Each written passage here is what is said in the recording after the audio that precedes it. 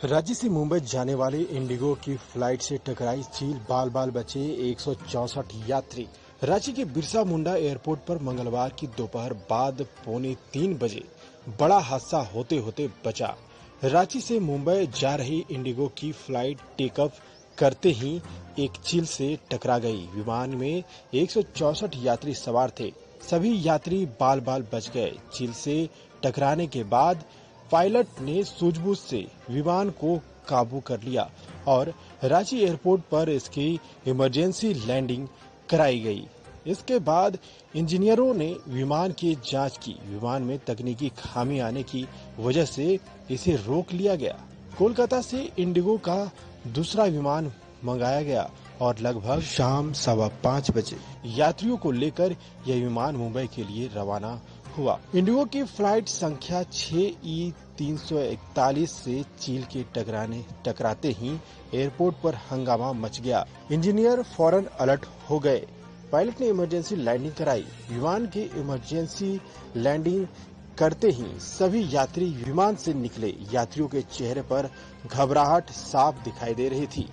मुंबई जा रहे डोरंडा के राकेश कुमार ने बताया कि जैसे ही एहसास हुआ कि विमान से चील टकराई है, सभी यात्री घबरा गए। सभी प्रार्थना कर रहे थे कि विमान की सकुशलता लैंडिंग हो जाए। विमान के रनवे पर उतरते ही सभी ने राहत की सांस ली। एयरपोर्ट के एक अधिकारी ने बताया कि विमान के उड़ान भरते ही पायलट ने देखा कि एक चील टकराई है। पायलट ने उनसे बताया कि वह तो पहले घबरा गया था, बाद में उसने 1 सेकंड के अंदर ही हिम्मत जुटाई और विमान की इमरजेंसी लैंडिंग की। सोशल मीडिया में युवती को ब्लैकमेल करने वाले आरोपी को धनबाद से रामगढ़ पुलिस ने किया गिरफ्तार, भेजा गया जेल। रामगढ़ पुलिस ने की पुष्टि। रामगढ़ थाना पुलिस ने सोशल मीडिया में युवती को ब्लैकमेल करने वाले आरोपी को धनबाद से गिरफ्तार किया है। पुलिस ने आरोपी को रामगढ़ लाकर कांड से संबंधित पूछताछ करने के बाद जेल भेज दिया। रामगढ़ थाना प्रभारी ने बताया कि जनवरी में एक युवती की शिकायत पर रामगढ़ थाना में प्राथमिकी दर्ज की गई थी। युवक पर व्हाट्सएप एवं फेसबुक के माध्यम से अश्लील फोटो से ब्लैकमेल करने का आरोप है। उसी को लेकर रामगढ़ पुलिस ने कार्रवाई करते हुए उक्त युवक को धनबाद से किया गया है गिरफ्तार। गिरफ्तार करने के बाद युवक से पूछताछ करने के बाद उसे रामगढ़ जेल भेज दिया गया है। मामला रामगढ़ थाना से जुड़ा हुआ है।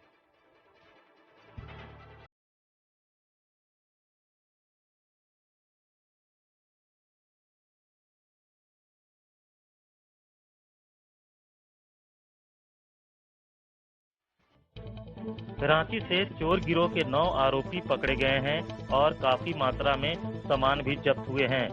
पिठोरिया और कांके थाना क्षेत्र में चोरी करने वाले गिरोह के 9 सदस्यों को पिठोरिया पुलिस ने गिरफ्तार किया है। आरोपियों के पास से चोरी के सामान भी जब्त किए गए हैं। पिठोरिया थाना में ग्रामीण एसपी नौशाद आलम ने बताया कि पिठोरिया के अवर निरीक्षक सुधांशु कुमार सशस्त्र बल के साथ गश्ती पर निकले हुए थे। रात 3 बजे बाड़ो चौक के पास 3 लोग संदिग्ध अवस्था में दिखे। पुलिस ने जब तीनों को रुकने के लिए कहा तो वो भागने लगे। पुलिस ने सभी को खदेड़कर पकड़ लिया और तलाशी ली तो तीनों के पास से 2 कटर गिलास और 1 बिजली गिलास पाई गई। आरोपियों ने पुलिस को पूछताछ में बताया कि तीनों चोरी करने निकले थे। इससे पहले भी तीनों ने कई चोरी की घटनाओं को अंजाम दिया है। इसके बाद पिठोरिया थाना प्रभारी ने इसकी जानकारी एसएसपी को दी। एसएसपी के निर्देश पर डीएसपी नीरज कुमार ने छापेमारी टीम गठित कर आरोपियों की निशानदेही पर इस गिरोह के अन्य सदस्यों को भी गिरफ्तार कर लिया। रांची के मोराबादी मैदान में आयोजित सेना भर्ती रैली में सफल होने वाले अभ्यर्थियों के मेडिकल रिव्यू को लेकर सेना भर्ती कार्यालय ने निर्देश जारी किया है। सेना भर्ती कार्यालय ने सफल अभ्यर्थियों को मेडिकल रिव्यू के लिए तुरंत आर्मी अस्पताल पहुंचने का निर्देश दिया है। गौरतलब है कि मोराबादी मैदान में सेना भर्ती 10 मार्च से 25 मार्च तक आयोजित की गई थी। इसमें चयनित अभ्यर्थियों का मेडिकल रिव्यू अप्रैल माह को होना था, लेकिन कोविड-19 के बढ़ते प्रभाव के कारण अनिश्चितकालीन के लिए स्थगित हो गया था। ऐसे में अभ्यर्थी तुरंत अपना मेडिकल रिव्यू करवाने के लिए निर्धारित किए हुए आर्मी अस्पताल में रिपोर्ट करें। सेना भर्ती कार्यालय ने उन अभ्यर्थियों को निर्देश दिया है जो रांची के मोरहाबादी मैदान में 2021 में आयोजित सेना बहाली में शामिल हुए थे।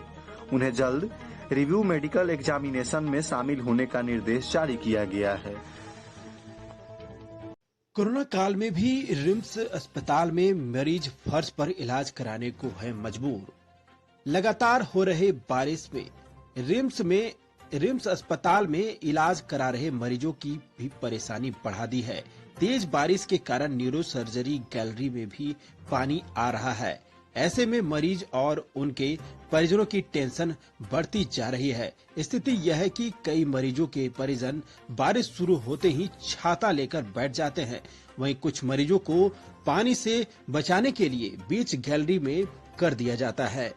रिम्स प्रबंधन की ओर से आदेश दिया गया था कि जमीन में मरीजों का इलाज किसी भी हाल में नहीं होगा, इसलिए उन्हें हर हाल में बेड उपलब्ध कराया जाएगा। साथ ही यह भी कहा गया था कि अगर वार्ड में बेड खाली नहीं हो तो मरीज को दूसरे वार्ड में शिफ्ट कर इलाज का आदेश दिया गया था।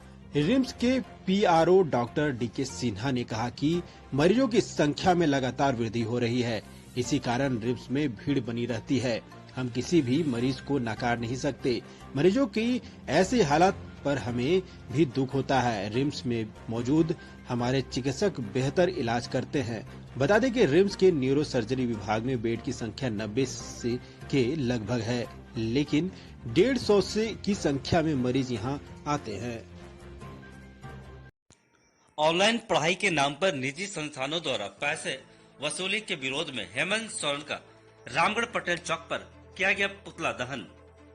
झारखंड में ऑनलाइन शिक्षा के नाम पर प्राइवेट स्कूल द्वारा मनमाना तरीके से पैसा वसूली करने के विरोध में सर्वश्री अखंड भारतीय पार्टी सुप्रीमो टीसी बॉबी के नेतृत्व में रामगढ़ पटेल चौक में झारखंड के मुख्यमंत्री हेमंत सोरेन का पुतला दहन किया गया।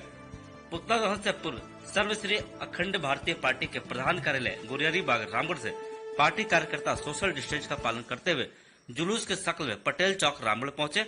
वहां पर हेमंत सोरेन का पुतला का दहन किया गया। इस मौके पर पार्टी सुप्रीमो टीसी बॉबी ने कहा कि झारखंड में निजी स्कूल द्वारा ऑनलाइन पढ़ाई के नाम पर अवैध रूप से अभिभावकों से पैसा की वसूली की जा रही है।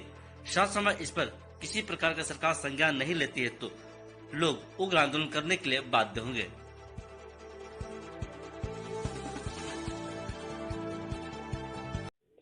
कुल्ही तुम्बाटांड में अल्टो कार ने बुलेट को मारी जोरदार टक्कर, 2 घायल।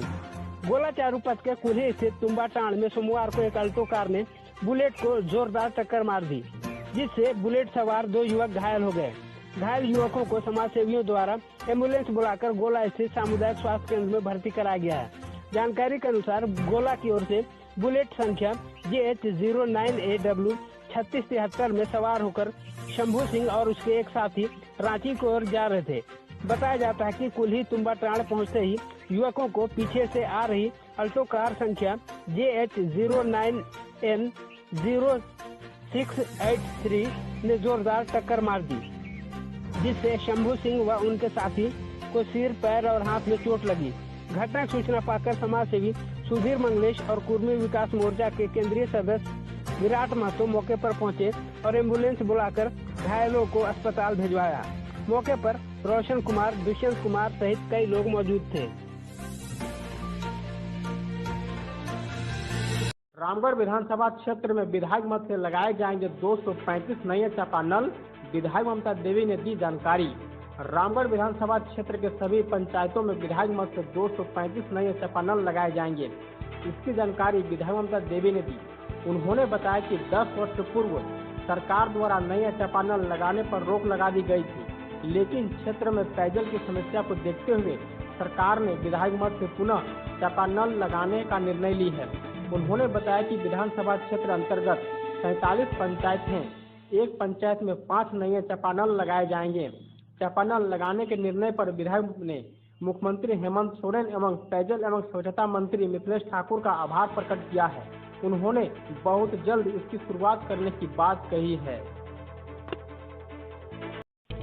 रांची में अनलॉक 3 को लेकर आज मुख्यमंत्री की अध्यक्षता में आपदा प्रबंधन की बैठक हुई। आज की बैठक में शनिवार की शाम 5 बजे से लेकर सोमवार की सुबह 6 बजे तक कंप्लीट लॉकडाउन को अगले एक हफ्ता तक जारी रखने का निर्णय हुआ। वहीं जमशेदपुर में जारी लॉकडाउन में रियायत देते हुए निर्णय हुआ कि जमशेदपुर में भी दुकानें अब 4 बजे तक खुलेंगी। वहीं अनलॉक 3 में मॉल और डिपार्टमेंटल स्टोर को भी 4 बजे तक खोलने की अनुमति दी गई है, जबकि cinema hall, multiplex, gym, swimming pool और शिक्षण संस्थान को आगे भी बंद रखने का निर्णय हुआ है। आज के निर्णय में केवल शॉपिंग मॉल और डिपार्टमेंटल स्टोर को इससे जोड़ा गया है, जो अब खुलेंगी। ये कहना है झारखंड के आपदा प्रबंधन तथा स्वास्थ्य मंत्री बन्ना गुप्ता का, जो आपदा प्रबंधन की बैठक में भाग लेकर बाहर निकलने के बाद मीडिया को जानकारी दी। बैठक में निर्णय लिया गया कि सभी जिलों की सभी दुकानें 4 बजे अपराह्न तक खुल सकेंगी। शॉपिंग मॉल और डिपार्टमेंटल स्टोर भी खुल सकेंगे। सरकारी और निजी कार्यालय 50% मानव संसाधन के साथ 4 बजे अपराह्न तक खुल सकेंगे। शनिवार की शाम 4 बजे से सोमवार की सुबह 6 बजे तक सभी दुकानें बंद रहेंगी, जिसमें स्वास्थ्य सेवा से संबंधित प्रतिष्ठान और दूध के स्टोर खुले रहेंगे। शेष पाबंदी पूर्व की तरह जारी रहेगी। सिनेमा हॉल, क्लब, बार, हॉल, मल्टीप्लेक्स बंद रहेंगे। स्टेडियम, जिम, स्विमिंग पूल और पार्क बंद रहेंगे। समस्त शैक्षणिक संस्थान बंद रहेंगे। आंगनबाड़ी केंद्र बंद रहेंगे, पर लाभुकों को घर पर खाद्य सामग्री उपलब्ध कराई जाएगी। 5 व्यक्ति से अधिक इकट्ठा होने पर प्रतिबंध रहेगा। विवाह में अधिकतम 11 व्यक्ति ही शामिल हो सकेंगे और अंतिम संस्कार में अधिकतम 20 व्यक्ति।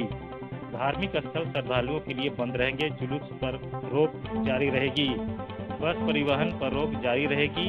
राज्य के द्वारा कराने वाली परीक्षा स्थगित रहेगी। मेला और प्रदर्शनी पर रोक जारी रहेगा। निजी वाहन से एक जिले से दूसरे जिले जाने के लिए, दूसरे राज्य से झारखंड आने के लिए या झारखंड से दूसरे राज्य जाने के लिए ई पास आवश्यक होगा। कुछ अपवाद को छोड़कर दूसरे राज्य से झारखंड आने वाले को 7 दिन का होम आइसोलेशन में रहना अनिवार्य होगा। सार्वजनिक स्थान पर मास्क पहनना और सामाजिक दूरी बनाए रखना अनिवार्य होगा। आदेश के उल्लंघन की स्थिति में आपदा प्रबंधन अधिनियम की सुसंगत धारा अंतर्गत प्राथमिकी दर्ज कर कार्रवाई की जाएगी।